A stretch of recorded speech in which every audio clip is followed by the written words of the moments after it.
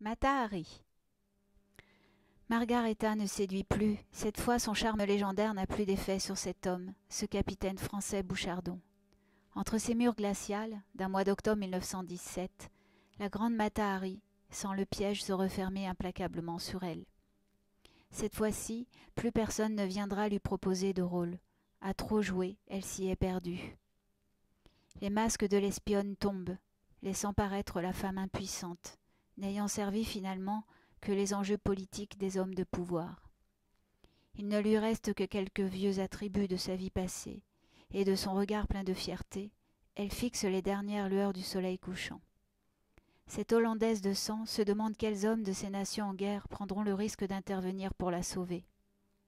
Son pouvoir de séduction ne lui a-t-il pas permis de passer de bras en bras, de l'île de Java à Paris, de la France à l'Allemagne, de l'Espagne à la Hollande? Son esprit affolé tente de recoller les morceaux de sa vie. Pour échapper à la vie pauvre que la faillite de son père lui prédestinait, elle s'enfuira, mariée à un jeune officier sur l'île de Java. Elle s'initiera à la danse orientale et prendra le nom de Mata Hari, signifiant le soleil.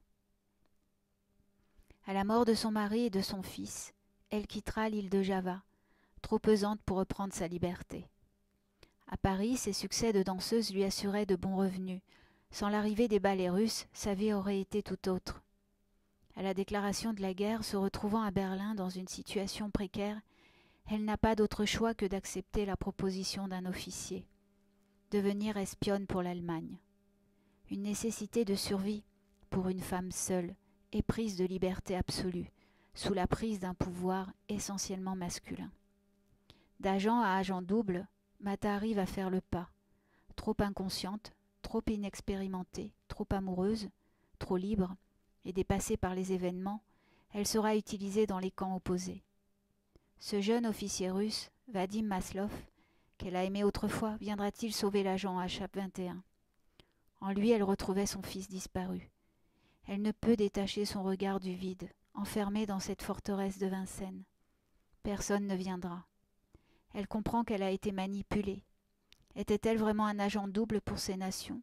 La puissance du pouvoir face à sa naïveté a malheureusement eu gain de cause. Si seulement ce télégramme du major Kahl n'avait pas été intercepté par les Français. Mais peu importe d'où vient la trahison, elle ne peut plus changer son destin. Perdue dans ses pensées, Mata Hari n'est pas une espionne bien dangereuse, mais le gouvernement français l'a déjà condamnée à mort, pour l'exemple.